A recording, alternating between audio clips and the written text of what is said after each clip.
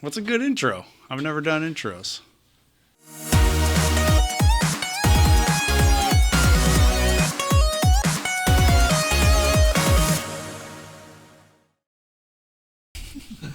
Okay.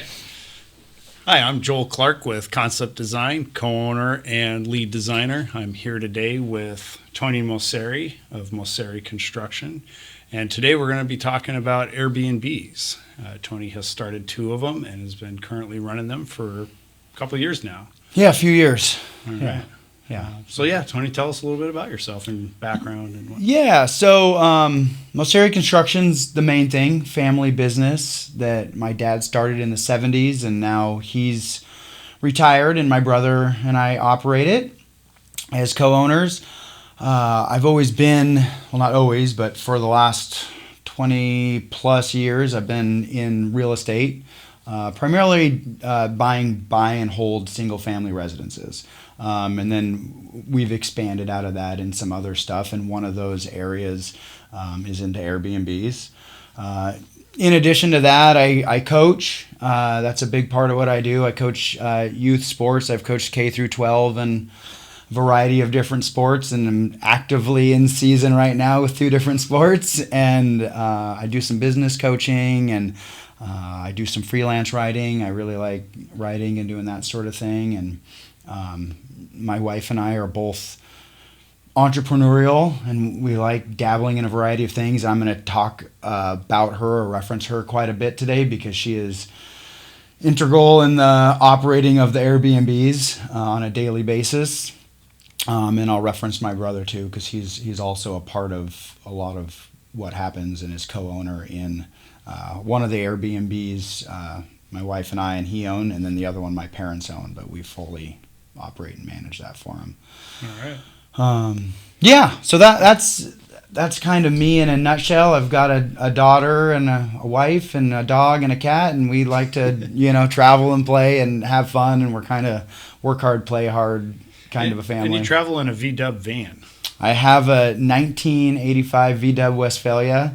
All right. And you've kitted that thing out? Nope. That thing is 100% original. Okay. That's awesome. All right. Sometimes going uphill is a little slow, but that's life. I actually have a book coming out here real soon, and there's some stories about traveling around in the Westphalia in there. All right. Yeah. Where'd you go with these travels? Pretty local. We've done some longer road trips in other vehicles and fly and road trip, but the Westphalia, we stay pretty Pacific Northwest. One of my favorite stories is heading over Highway 20 and just the challenges of getting over that mountain pass in an old van. Yeah. Did you run out of brakes by any chance? We didn't run out of brakes, but we did. We ran out of power. It was real slow, and then we had an overheating issue. Oh, wow. But that's kind of par for the course with those. So stories like that are in the book? Yeah. Do you have a title for this Yeah, book? it's called A Wandering Mind. Wandering Mind. Great title. Yeah, and it's a bunch of short pieces, and there's some poems in there, and it's generally a self-deprecating story with some sort of lesson at the end, and something someone can sit down and spend 5 to 20 minutes with, and hopefully laugh a little bit and take some sort of lesson away with them. I assume you'll have this in the Airbnbs. Yeah, that's a good idea. Yeah. All right. So tell us a little bit more about these Airbnbs. What got you into them, and why did you shift from real estate to Airbnbs? So the difference between the long-term holds, or I guess the long-term rentals versus the Airbnbs, for us, what got us in it was not necessarily a financial decision. The first one was on the lake, which my parents own, and it had historically been a long-term rental. And we had an agreement with the tenants that lived there that we could come and access the property. But it was always a little uncomfortable. Really nice people. They were always welcoming, but still it wasn't like our own space. Yeah.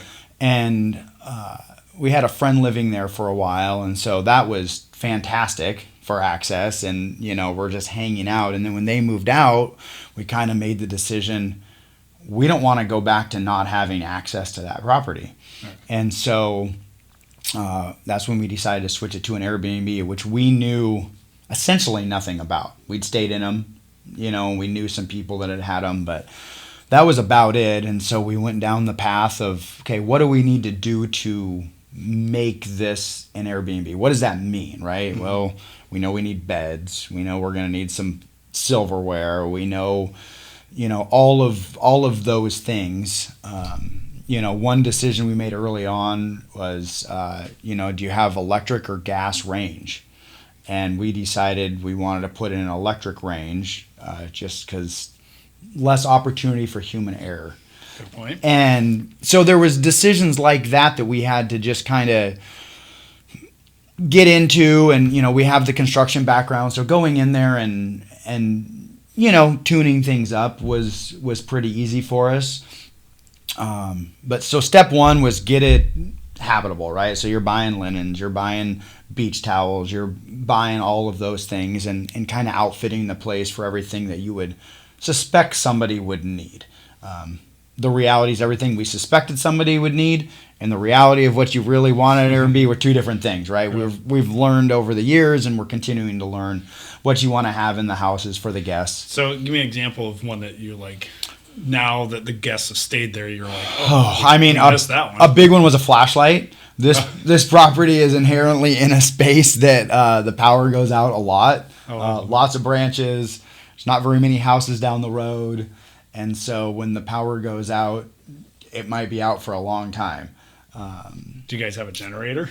We don't. However, on Thursday, I am meeting someone there, and hopefully we'll have a generator in before the bad weather season hits. Does a place like this have internet access where it is? And do guests expect internet to be there? I would say that guests 100% expect internet. So that was one thing that we did. We bought a smart TV so that everybody can log in, and we don't have cable at either of the residences. Smart TV being they'll access their own streaming services. Yeah. Okay. So it's not great Wi-Fi where it is, but it's good enough that people can work and operate. We had somebody live there for a couple months last year, and they were actually content creators, and that was one of their big questions is, can we post our stuff? And they were able to function. It's good enough internet, but it's in the county and it's somewhat remote.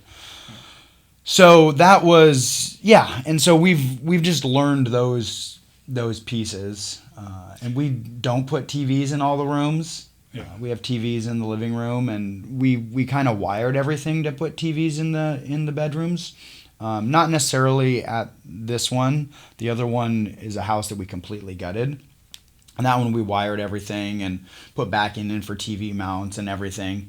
So as you guys get into starting these, and say you've got, we've made the decision, we're going to go do this. Do you guys do a plan for it, or did you just dive into it? Would you recommend?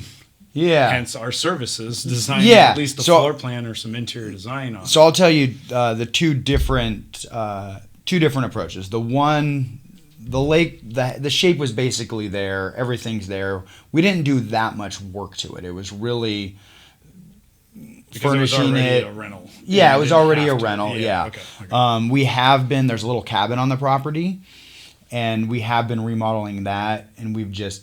Again, we didn't change the shape of anything. We got rid of the kitchen, and it's just going to be a little bunkhouse type place. So we've been doing that, and we didn't do any plans for that.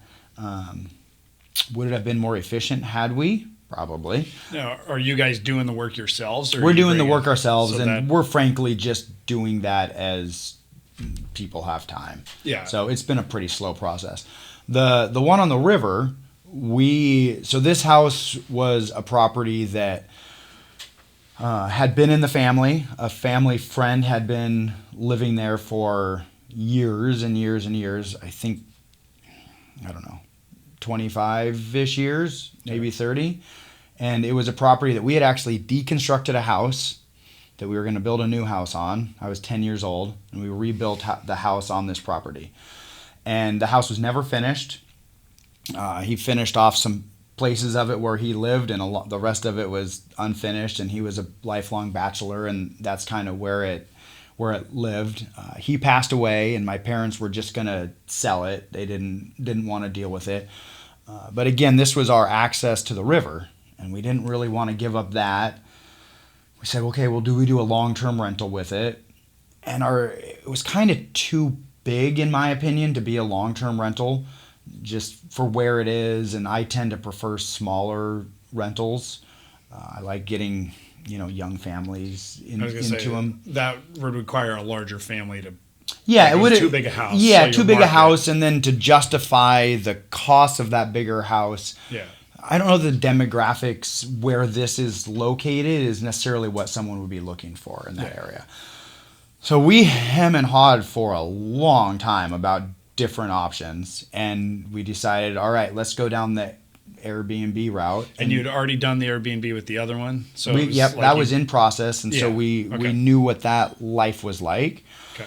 And so this one we said, okay, we're going to go in and we're going to totally redo it. And so we did a full plan for it, and which was the right choice. And I'd like to say that I get full credit for it. The reality is Lindsay and my brother Dominic fired me about halfway through, and they did the planning more than having me involved. And when you did these, you weren't necessarily messing with the structure, any bearing walls and stuff that would require an engineer to look at it. It's basically all cosmetics. All cosmetic stuff, yeah. Okay.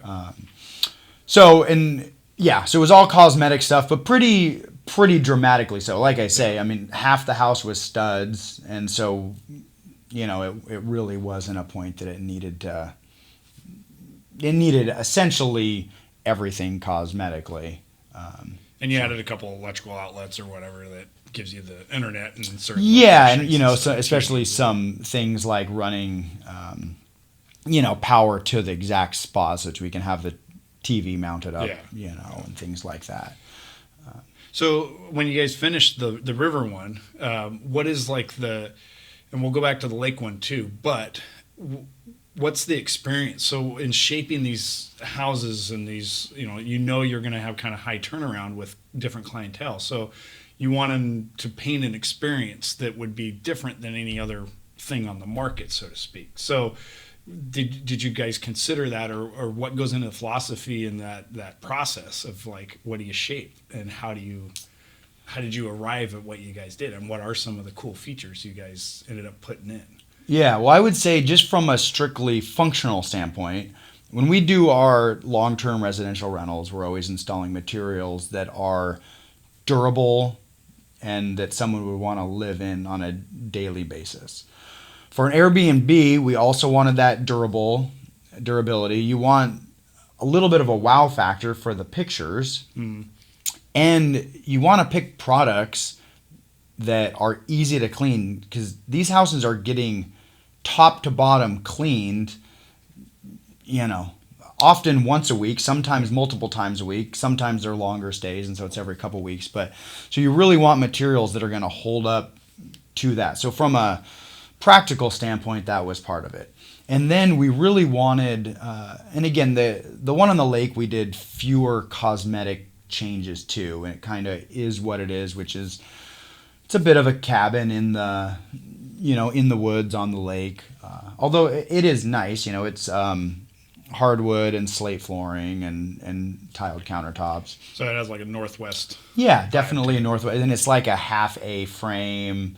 It's a funky house. It really is. I mean, but that's part of the experience. Absolutely, yeah. I mean, it's a cool place to come to. It's unique.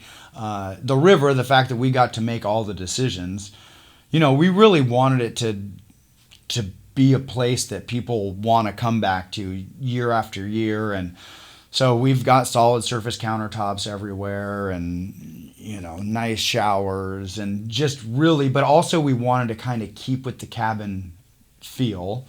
It's called King's River Cabin, and a lot of people think it's because of king salmon, because it's on the river. However, the man that lived there, his name was Terry King, and so we named the cabin after Terry. And so we really want, so we do it through Airbnb, but we also have a website that people can directly book through, and we can talk more about that later if you would like. But the website's called Adventure Within Reach, and we really have geared both to that kind of outdoor type person that, this can be a home base to go to Mount Baker or go to the North Cascades or go paddle in the bay. And, we have a lot of people that are staying with us to go skiing or, they want to be paddling on the lake or fishing and all those things. And so it really is, set up where people can come in, feel cozy, have that experience, but be able to, access the outdoors really easily. From and then there's like, there's Airbnbs that are like really extreme. Like, I think there's one that it's like a giant mushroom or something. You can go live in. Like all these things. So we're like, okay, what do we do to like make people want to come here in addition to the lake or the river or the access? And so we put in a shuffleboard table at the river one. And so I didn't mention this. I have a page, a website and Instagram page called Yard Game Nation. I'm a bit of a yard game junkie. And so I've been slowly adding more and more yard games to the properties. And then QR code to scan to watch you how to play this game. Yeah, I keep trying to get Lindsay to put that on there. For some reason, she doesn't think my face is what everybody wants to see. So we have cornhole and we've got ladder ball. And so we built real durable, games for people to use. What was the name of the website? Yard Game Nation. Yard Game Nation. Yeah. So and so what has happened is some people have reached out, and I wanted to like gamify the whole house, right? I wanted to have like built-in games on the walls, and Lindsay's like, not everybody wants that in their face. It'll turn into a party house real quick. However, some people have specifically said, do you have any yard games at the house? Yeah. And Lindsay's response is, well, we have cornhole, we have ladder ball, there's shuffleboard inside. However, my husband has every game you've heard of and 50 you never have.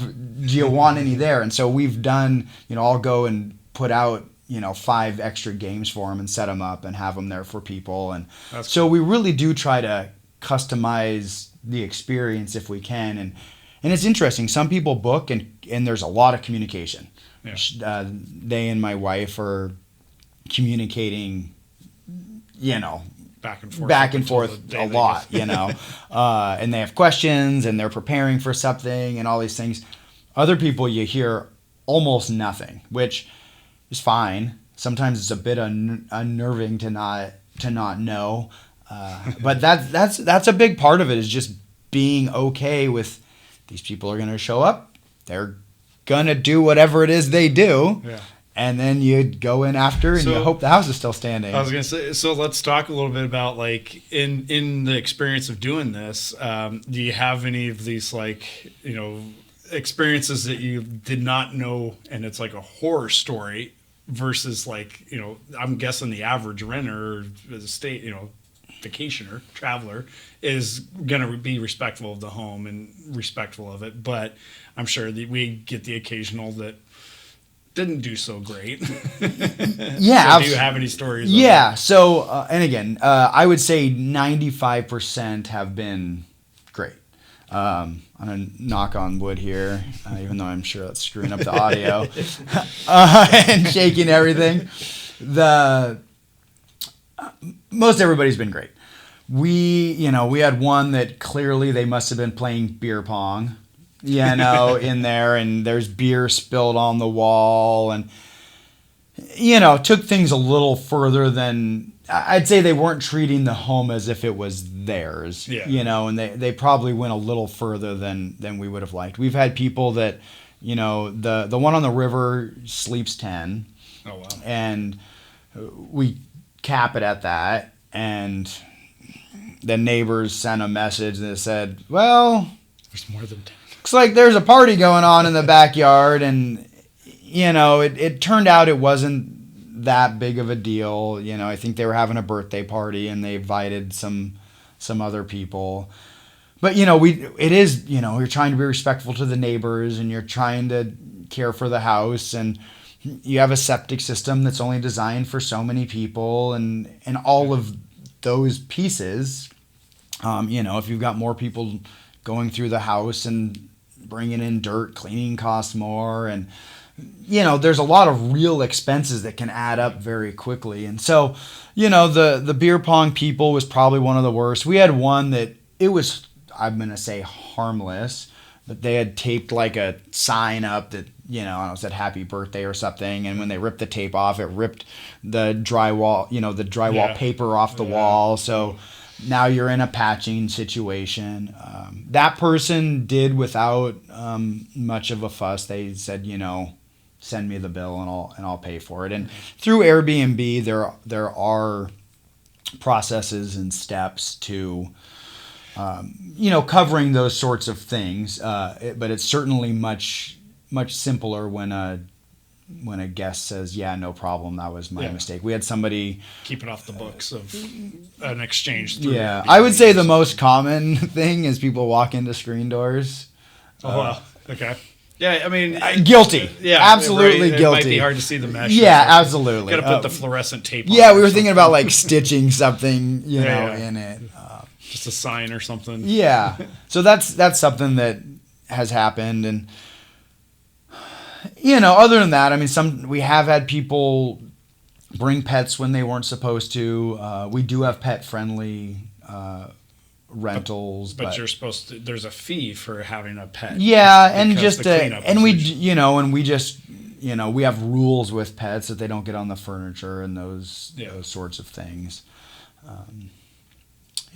So there's one thing you talked about, neighbors. So that's, I think, a big fear for some people of like an Airbnb's going in the neighborhood. So how did you guys address, or like how have you dealt with like the community aspect of an Airbnb, especially in this kind of area where most everybody knows the neighbors, and having that turnover of new people coming in, how did you guys address that, or has that been an issue? Yeah, so on the lake, it was already an Airbnb. So basically we had a vacation home on one side and a vacation home on the other, and our house in the middle. So when we created it as an Airbnb, we kind of knew it wasn't going to be an issue. Those people aren't there that much in the winter. We use it most of the time in the summer. And we just kind of knew that wasn't going to be that much of an issue. As we've been renting it more, the one house did sell, and it is permanent residence. And so I just went over and talked to them, and and they're really nice people, and said, if there's ever any sort of issue, please let us know. And we'd let all of our guests know that, there's neighbors, please be respectful, all of those things. And again, knock on wood, that has not been an issue. The one to the west of us, he's actually a real estate investor himself. He has rentals, and so he's very understanding of the whole situation. But we've been really fortunate there. On the river, it's kind of interesting. We have permanent residents on one side, and on the other side, it's actually it's access for a private community access. So it's it's a group that owns the property.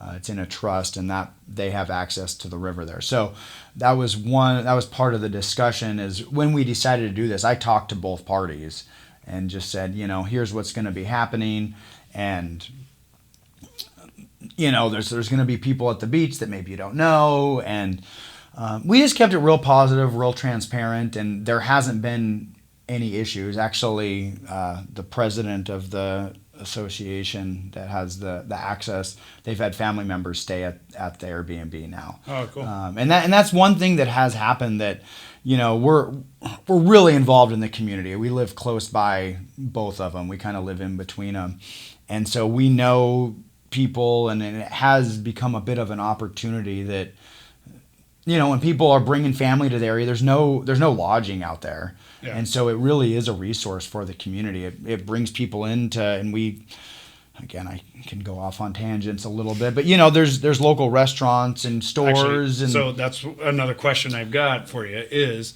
how do you get people that are coming from out of state, out of country? I mean, it sounds like you've got the neighbors using it, which is great. I mean, I'm sure they appreciate being able to use it when they have birthday parties or something. They don't have to build an ADU in the back or something, right?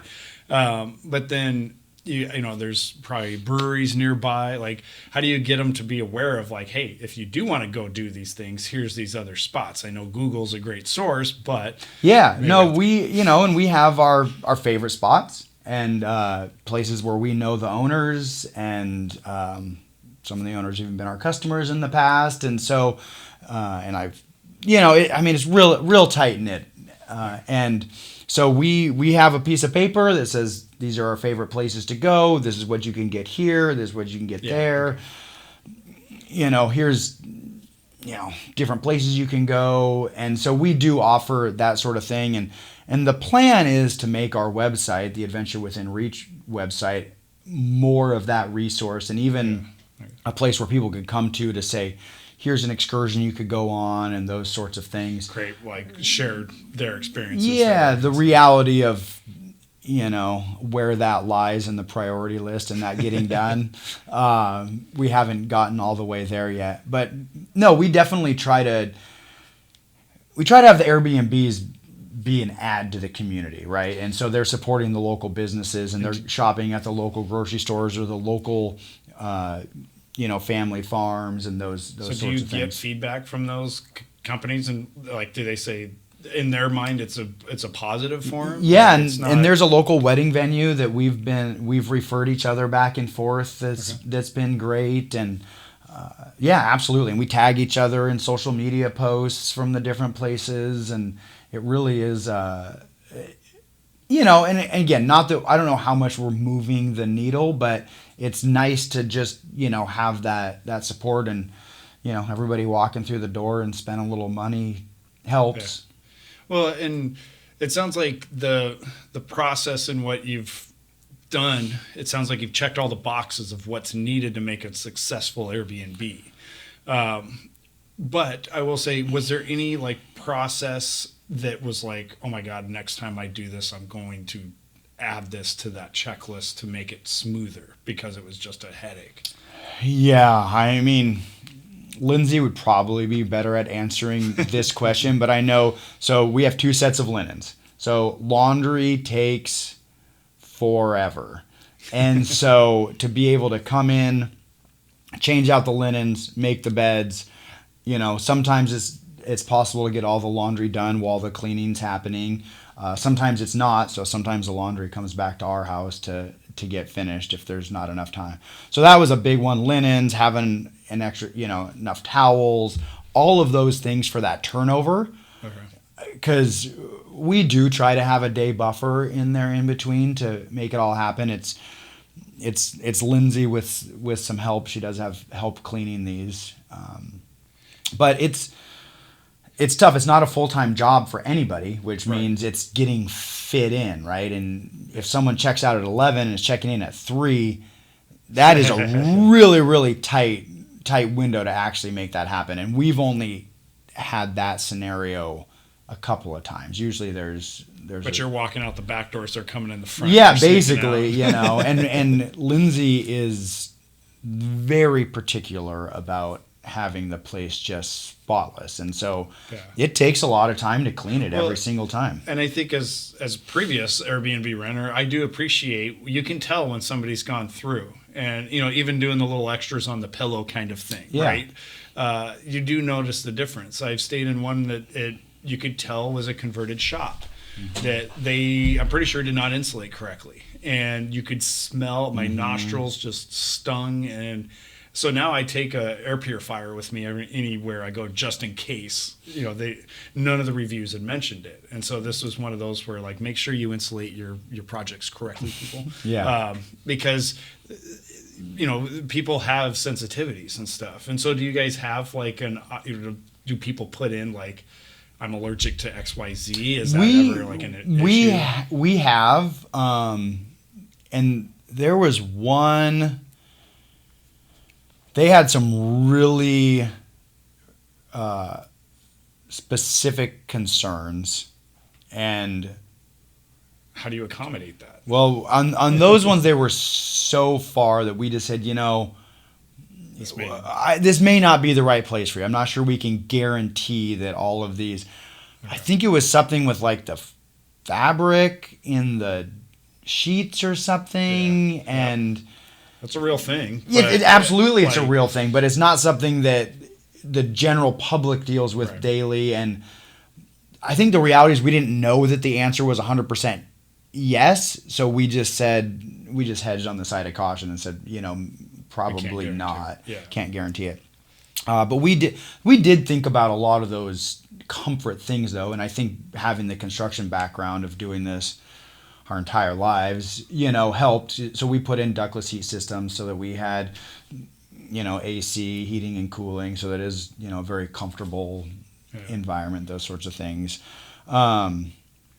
What's some of the reviews that people have given you? Like, what is the things they loved and enjoyed, and then what's some where they wish they had this?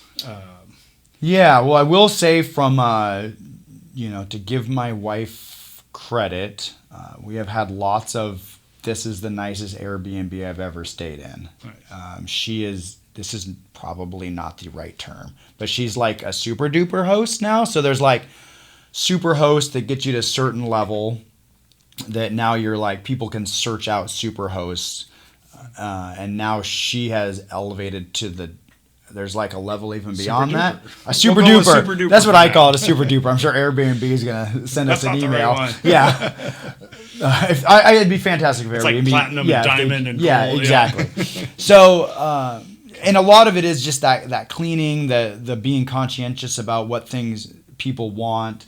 I will say, you'll notice if somebody runs the finger along and then sees dust, that's half a star's gone right there. Absolutely. Or dirt under the bed, or and it's tough to think about all of the things, when we're building a construction project, it's real easy that, especially towards the end of the project, you get this tunnel vision and you're showing up all the time, and it's tough to necessarily see every little thing. That's why the way we do is we have somebody come in with a fresh set of eyes to kind of look at.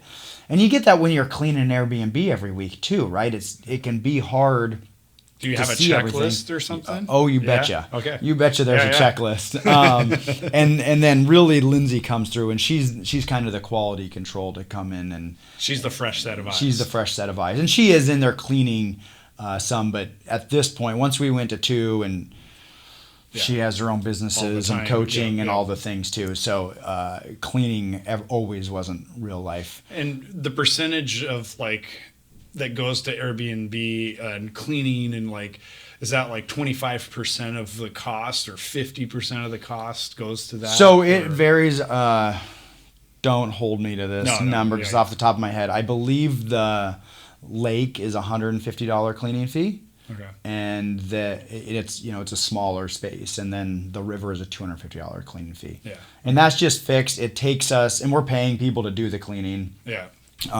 And so that's a fixed fee so if you stay for a week, you get a better deal than if you stay for 3 days, so right? It's just a flat fee no matter what. Yeah. We go in and clean everything top to bottom every time, no matter what. And on average, what are the time frames that people stay? Is it a week mostly, or is it I wish. weekends? I wish. Yeah. So in the summer we had longer stays. I think our longest at the river was a 10-day stay, and actually those people have already rebooked for next year, and they're staying for 14 days next year. So you're starting to get repeat business. We are. We're starting to get some repeat business. In the winter, so we're entering our shoulder season right now. The fall is probably our worst season. Let's say October, November. And spring is also bad. When the sun's out in Washington, people want to be here. When there's snow on the mountain, people want to be here. Yeah. When those two things are not happening, it is a struggle. And so in the winter, we see far more weekend, maybe a long weekend, where they're coming, they're hitting Mount Baker, they're going back to where and I would say more local travelers in the winter, where people are coming from the Seattle, Bellevue area, and they're coming up, going to Mount Baker, and then heading home. In the summer, we were getting people from all over and staying longer trips, and some people on road trips, and this is a stopping point. Some people coming up here, this is their destination, or they're coming up here for a wedding or whatever. But mostly it's long weekends or just weekends. So we have a 2-night minimum. Yeah. And that probably helps that you don't have turnaround. Absolutely. If it was every day. Absolutely, yeah. And it does get kind of cost prohibitive. I mean, the reality of the amount of cost that it goes into cleaning and turning over. I know there is some complaints out there in the world about cleaning fees and vacation rentals. And the reality with a one night stay and that cleaning fee, it kind of you're better off to go stay at a hotel. Yeah. Maybe can't sleep as many people or whatever. But once you start adding those days in and that cleaning fee starts getting diminished, then the value starts really showing up. So in starting the Airbnb, there's got to be some like delay or like getting it set up, because it's obviously like you post this isn't like not next day booked and then you're booked for the rest of the season. This is like it's over time. It has to create a following and people have to get to know. So what was that like? Yeah, absolutely. I mean, that was honestly a big struggle for us, because we had debated, do we do a long-term rental and do, because we're making payments on this place, right? So you want this thing to be producing some income. And so the lake house was a little more of a rollout, and it wasn't as big of a deal. We had some kind of longer stays and kind of played with it a little bit. With the river, we were like, with Kings River Cabin, we're like, okay, we've spent all this money, furnished everything, throw it up, and just sit there, and you go, oh my gosh, what's happening? And the reality is the more bookings you get and the more reviews you get, the more it changes the algorithm, and you start showing up on the rankings and the Superhost thing, and all of those things help you move up Airbnb's rankings.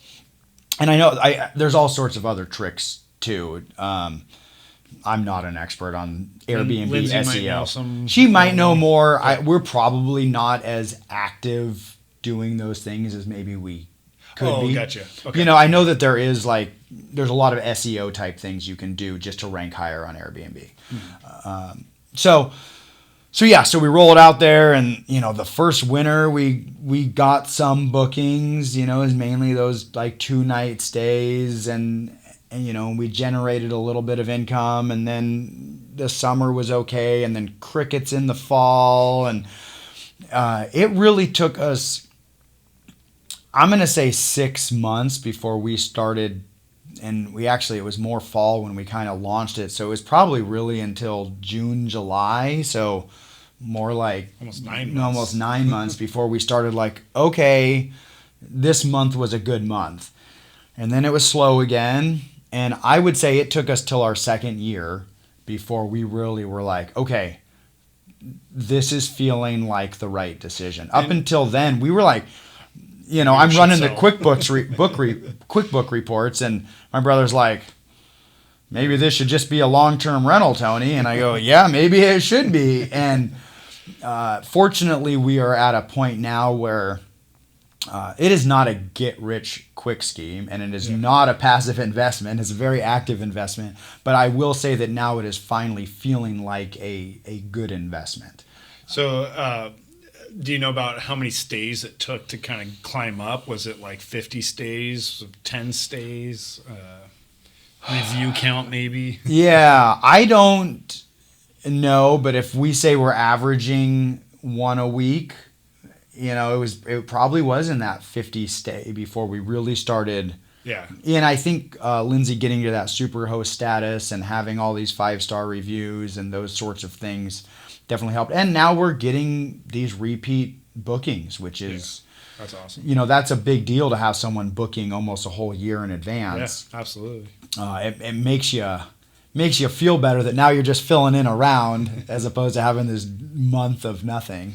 Well, and I will say, so from personal experience, my family, we used to go to Oregon every year in February. Mm-hmm. One is these houses were available in February because nobody goes to the Oregon coast in the middle of stormy season. But my dad had gone to the seminar as part of his psychology upkeep in his, I can't think of it. But so the whole family would pack up and we'd all go down there and we'd stay in a house on the beach. And we do like a Thursday to Monday kind of stay. And we noticed over the years, I mean, we've been doing it since 92 or something, right? And there's a couple of years we took off or whatever, but pretty soon they were all booked out. and it was the same. We always tried to get the same house because it was such a primo spot. But then it got popular, and this was before Airbnb and reviews and things were there. Yeah. But now we saw that coastline get developed with bigger homes strictly for that rental, and I'm sure they're using them in the summer. Yeah, but to see. It, like you say, it's a long-term investment. It's an active investment. This isn't just sitting on it and letting it accumulate. But I was noticing the bigger homes because you would book out for a whole family or two. And I can see the investment. I mean, I can see the popularity has grown, and I think this might be a way to do the future where people share housing. It's a way to share. Do you guys share other people's Airbnbs, like trades? So we haven't done that yet. There is one in Idaho that has a hot spring in the backyard that Lindsay's been talking to that we would love to go stay at. So we haven't done that yet, but there are actual sites for doing that, like house swap sites. And I think that's something, that from an investment standpoint, that people should know that unless you're hiring a company to do it all for you, which they're taking 20 to 30% if you do that, mm-hmm. which is a big chunk out of it, is that, I mean, it's a job. I mean, it really is a time-consuming thing, from the communicating with people to the batteries die. We have keypad entrance on all the locks, and if they don't get locked quite properly, the thing goes until the battery dies. And so I've had to go down there and bring batteries down, and someone showed up, and we didn't notice that we were out of olive oil, so I actually went to one store and they were out of olive, because there's not a lot of grocery shopping options out there. And I go to one store and they're out of olive oil, and so I go to my house and we're out of olive oil, and so I end up stealing a Costco size thing of olive oil from my parents, and stealing. I let them know. Borrow. And so so there are just like little things like that it's a business, and the reality is it's fun. It's not that it's not stressful, and it's not that it's not time-consuming, but there is fun to it also. We actually, this summer, we weren't able to make it because we had other plans, but we got invited over for brisket. The person that was staying there for 10 days invited us over for a barbecue. So maybe next year when they're here for their longer stay. Yeah, and that was actually another question: is have you developed relationships with these tenants and these people that have rented them? So not really. We let everybody know that we live nearby and we're available, but we really do try to. We see it as their space for however many days they've booked it. So we really do try to stay. And it's not on our property, so we're not wandering around. We do try to buy enough to drive olive oil when you need exactly. it. But it's not right next door. It's not next door. It's not attached to our house. And so we give them their privacy. And again, I have shown up and dropped stuff off for people or whatever. But that's really been the extent. I'd say this one, and it was kind of a referral from another friend, so there's a little bit more of a connection, So maybe next time we'll go over. But that's not necessarily and I'm guessing that's most Airbnb renters like to be left alone. They aren't looking for conversation. We stayed in one in Texas once, and the neighbor kid was in the pool with our kids most of the time. He lived right next door. I talked to him for hours one day. He was sitting by the pool with us. So I think it's different. And I think that that's a really cool aspect about it, and that can be there. I just think we would never want to impose ourselves on somebody. And we have a lot going on, so I'm not just showing up. Sometimes I'll show up and, garbage day, what do you do, right? So we say, you can bring it out to the road, or we're happy to swing by and bring it out to the road. And it goes both ways. Sometimes I'll show up, and usually I do that, and I'm in and out early, and they don't even notice I'm there. But there are just like those sorts of, if there was I'm sure there's probably books about it. The list of things that you have to think about or don't think of until it just pops up is just really long. Almost like you're doing a project manager Absolutely. of a construction site, Yeah. but it's just a rental. Yeah, and things break, and Yeah. you gotta fix things, and Suddenly and you're the maintenance guy as well. absolutely, and so we do have someone that mows the lawns regularly at the river. The lake's a little different, that we use it in the summer, and so trying to make that, maximizing the profitability of that one is important to me for my parents. So I do a lot of yard work there, just because I don't want to necessarily be having them or me paying someone else to be using that. Because all that eats into that profit, so to speak. And that's another thing for people to think about. It's, you've got all the expenses of a normal rental. You got your property taxes. You got your insurance, which is higher on an Airbnb. You have your, I guess depending on, maybe you got your water, sewer, garbage, or whatever you're paying. But you've got electricity. You have internet, your heating bill. You've got all of these bills that, whether it's booked or not, you're paying. Yeah. And so that is something that it definitely does eat into it. And on a busy month, those costs get covered very easily. Yeah. On a slow month, they're eating into your profit, or you could have a negative month pretty easily. So do you have you set up like a kiddie pool, or not a kiddie pool? What do we call this? Like a slush fund? Slush fund that feeds in until that's populated enough to you could keep the lights on for 2 or 3 months. Yeah, I guess mortgage payment's another one. So we don't. I think we went in naively optimistic. But someday maybe we'll make one. Yeah, well, and since the first 9-ish months, it's definitely been covering itself. Yeah. So there's never that. No, basically, I do a spreadsheet every month, and I say, okay, brother, here's what you get, here's what I get, and some months is better than others, but it's shampoo and toilet paper and sponges and all the things, coffee, and just the things that people expect to be there.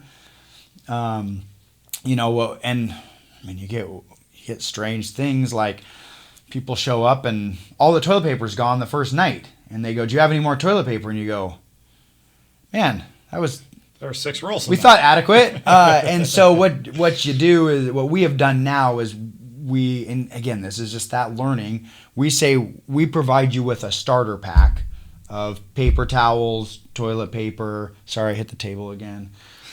Sponges, those sorts of things that, so that we're setting an expectation. This is what we're providing.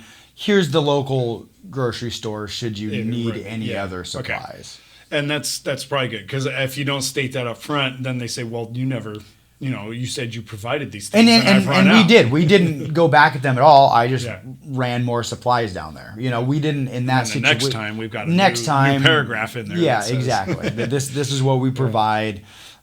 And so stay tuned, people. We got great advice for you on your next Airbnb. Yeah, I'm sure we'll keep learning. People ask if we have a barbecue. People, if and we do, and at both units. And so there's all these gas or charcoal. Both are propane. Yeah. And keeping that propane tank full. Actually, one is plumbed in. I was gonna say, would you, if you had the chance, would you plumb it in? Yes. Absolutely. Yeah. So the one, the river is plumbed in. The one at the lake, I got to make sure that it's a 1970s OG, man. Yeah, exactly. Yeah. So in the overall experience, you would do this again, and if you, maybe so not. I would, and we have looked at other properties from a strictly financial decision. There's easier ways to make money than this. Well, I don't, there's different ways, right? Yeah. So, having been doing long-term rentals for a long time, to me, that is a far more, when you factor in the time that it takes, to me, that's more, not that any real estate is a passive investment if you're self-managing. It's just not. However, it's more passive than a vacation rental, especially if you have good long-term tenants, which most of the time we do, and they stay a long time, and it is fairly passive. Things come up, whatever, but for the most part, you're renewing leases, and when things come up, you're dealing with them. As opposed to another job, which I think an Airbnb is. And so, and I think the equation on do you do this for an investment is really, there's obviously a financial component. What does it take to physically do this, and how much is it going to be booked? And that really depends on what you're offering, where you're at, what amenities, a million factors. And then there's the time component. Is this something that you have time in your life to actively manage, and is that something that you're going to enjoy doing? And I would say for Lindsay, that answer is sometimes yes, sometimes no. There certainly have been times where she goes, what are we doing? I don't have time. Right now she's coaching high school volleyball, and and she has a screen printing business, and so she's really busy. So anything extra at the Airbnb truly feels like something extra. Where if she's outside of a sports season and she's not coaching and she has more time, then it's fun to get out of the house and and go do something, do some and cleanup, and and I think she does enjoy the interactions with the people and the messaging and getting to know these people some, and so there are some benefits to it, but it is not a passive investment if you're going to self-manage it. And I think for us to be able to get a decent return on this investment, we have to self-manage it. We don't have the margins to have a manager do it. They would be eating up most of our profit. Okay. Well, thank you, Tony, for coming in today. You have given me and us and our viewers a lot of insight into the Airbnb. And go ahead and tell us one more time about the website and where we might be able to book these things. Yeah. So to book the Airbnbs, you can go to adventurewithinreach.com. You can also go through Airbnb. And just to specify, if it goes through adventurewithinreach.com, we have a booking system that we go through called Lodgify, and they provide, so Airbnb provides a level of insurance. Lodgify also provides a level of insurance. So you can book through adventurewithinreach.com. Our construction company is Moceri Construction, and that's mocericonstruction.com. I have a personal website if you just want to know more about me, and that's TonyMoceri.com. And then if you want to learn about a bunch of yard games you've never heard of, you can go to yardgamenation.com. Okay. And, a lot of that stuff's just, fun on the side things. But. Well, yeah. I mean, it's always good to learn new yard games. Yeah, absolutely. Yeah. All right. Well, thank you, Tony. Yeah, thank you. Thanks for having me in. And we'll see you on the next podcast. Great. All right. Thank you.